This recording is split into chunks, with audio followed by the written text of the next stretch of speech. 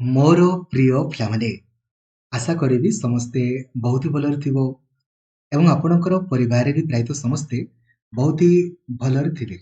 Maximum ପିଲାଙ୍କର ଗୋଟେ doubt କି ସାର୍ ମୁଁ ଅଲରେଡି ଗଭର୍ଣ୍ଣମେଣ୍ଟ ଚାକିରିରେ ବର୍ତ୍ତମାନ ଅଛି, ଜୁନିୟର ଟିଚର ଆକାରରେ ଆପଣଙ୍କର ଚାକିରି କରୁଛି କିମ୍ବା ପ୍ରାଇଭେଟ ଟିଚର ଆକାରରେ ମୁଁ ଆପଣଙ୍କର ଅଛି, ବର୍ତ୍ତମାନ ଅଛି ଅଲରେଡି।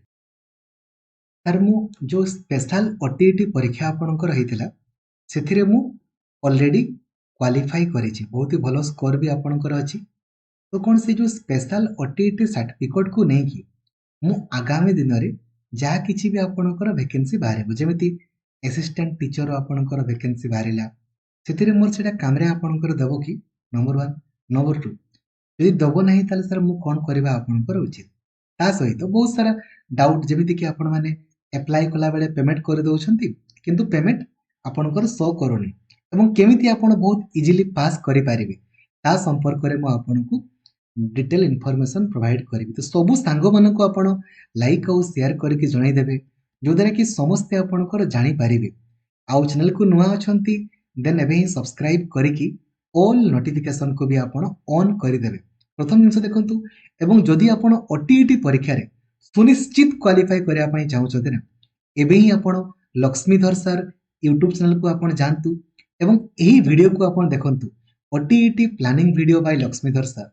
ସୁନିଶ୍ଚିତ କେମିତି ସବୁ କ୍ୱେଶ୍ଚନ ଆପଣ ଦେଖୁ ଦେଖୁ କରିପାରିବେ, 110ରୁ ଅଧିକ ସ୍କୋର କରିପାରିବେ ଲାଇଭ୍ ଦେଖେଇଛି। ଏବଂ ଆଜି 22 ନଭେମ୍ବର ସିଲାବସ୍ ପୁରା ଫୁଲ୍ କଭରେଜ ଅଲରେଡି ଆପଣଙ୍କର ଚାଲିଛି।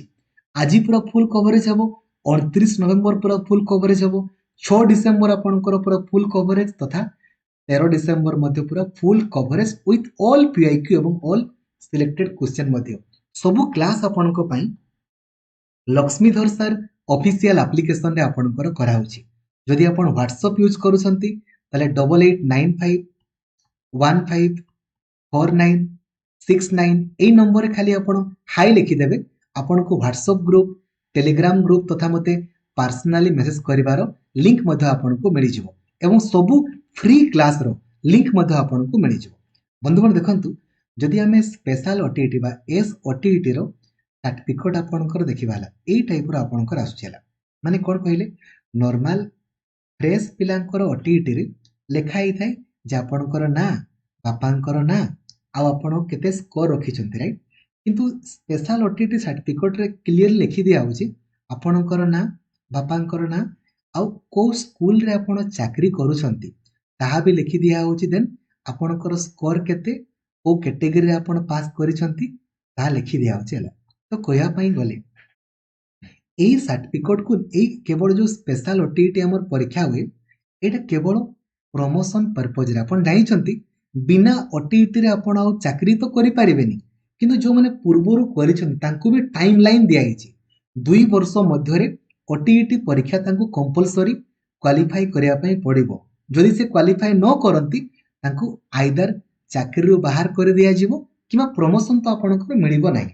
ତେଣୁକରି OTET କୌଣସି ବି କଣ୍ଡିସନରେ ଆପଣଙ୍କୁ କ୍ୱାଲିଫାଇ କରିବାର ହିଁ ଅଛି, ଆଇଦର ଆପଣ ଫ୍ରେଶ କରନ୍ତୁ କିମ୍ବା ସ୍ପେଶାଲ OTET। ତେଣୁକରି କହିବା ପାଇଁ ଗଲେ ଯେହେତୁ এই ସ୍ପେଶାଲ OTET କେବଳ ଇନ୍ ସର୍ଭିସ ଟିଚର ମାନଙ୍କ ପାଇଁ ଥିଲା, ଯେଉଁମାନେ ଚାକିରିରେ ଅଛନ୍ତି ଗଭର୍ଣ୍ଣମେଣ୍ଟ ହଉ କି ପ୍ରାଇଭେଟ ହଉ, এই ସାର୍ଟିଫିକେଟ କେବଳ ପ୍ରମୋସନ ଉଦ୍ଦେଶ୍ୟରେ ଆପଣଙ୍କର ଅଟେ। ଆପଣଙ୍କୁ ପ୍ରମୋସନ ମିଳିବ କିମ୍ବା ଆପଣଙ୍କର ଚାକିରି ସୁରକ୍ଷିତ ଆପଣଙ୍କର ଅଟେ ବୋଲି କହିପାରନ୍ତି।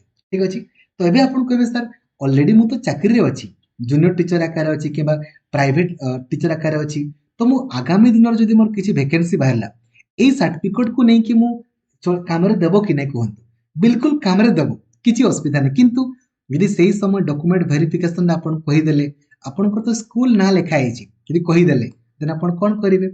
କି କହିଦେବେ ଯେ ମୁଁ ଅଲରେଡି ଇନ୍ ସର୍ଭିସରେ ଅଛି, ମୁଁ ମୋର ଏଇ ଯୋଉ NOC ଦେଇକି ମୁଁ ଆପଣଙ୍କର ଆପ୍ଲାଏ କରିଛି, नो ପ୍ରୋବ୍ଲେମ। କିନ୍ତୁ ସେଫ୍ ଜୋନରେ ରହିବା ପାଇଁ, ସେଫ୍ ଜୋନରେ ରହିବା ପାଇଁ ଆପଣ ଆଉ ଥରେ ଆପ୍ଲାଏ ବି କରିଦିଅନ୍ତୁ। ଯୋଉମାନେ ଯଦି ଆଉ ଥରେ ଚାକିରି କରିବା ପାଇଁ ଚାହୁଁଛନ୍ତି ଅଲଗା ଚାକିରି, ଠିକ ଅଛି, ସେମାନେ ଅଲଗା ଚାକିରି କହିଲେ ଆଉ କ'ଣ ଚାକିରି ଅଛି ଆପଣମାନଙ୍କ ପାଇଁ? ସେଇ ତ OTET ପରେ ତ ଆପଣ ଆଉ କ'ଣ କରିବେ କି? ସେଇ ଆସିଷ୍ଟାଣ୍ଟ ଟିଚର ବା ଜୁନିୟର ଟିଚର, ୟା ଛଡ଼ା ଆଉ ଅନ୍ୟ କିଛି ଚାକିରି ଅଛି ସିଟି ପିଲାମାନଙ୍କର? ଆଉ କିଛି ତ ନାହିଁ।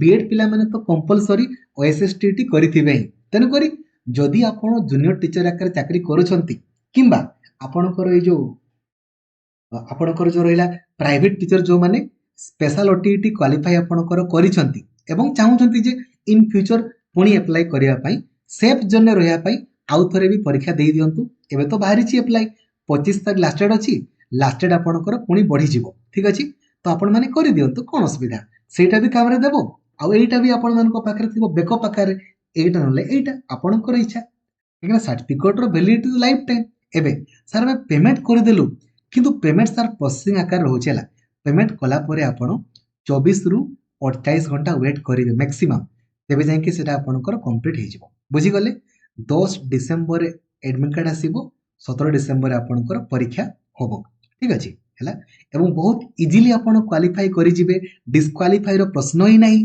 ए वीडियो को आपण देखंतु और काइंडली क्लास करंतु सबुदिन 7 रु 8 घंटा आपणकर क्लास करा होछि ठीक अछि थैंक यू जय जगन्नाथ धन्यवाद थैंक यू जय जगन्नाथ एवं लास्ट डेट बढ़ी जिवो जे आपण लास्ट डेट बढ़ी जिवो आशा रुहंतुनी आपण अप्लाई करि दियंतु काइंडली अप्लाई वीडियो देखि नांती अप्लाई वीडियो को देखंतु आ पढ़ा आरंभ करंतु आ सब सांग मानकु भी कहि दियंतु समस्ते क्वालिफाई करि पारिबे एई प्लानिंग वीडियो को देखिला मात्रे थैंक यू जय जगन्नाथ।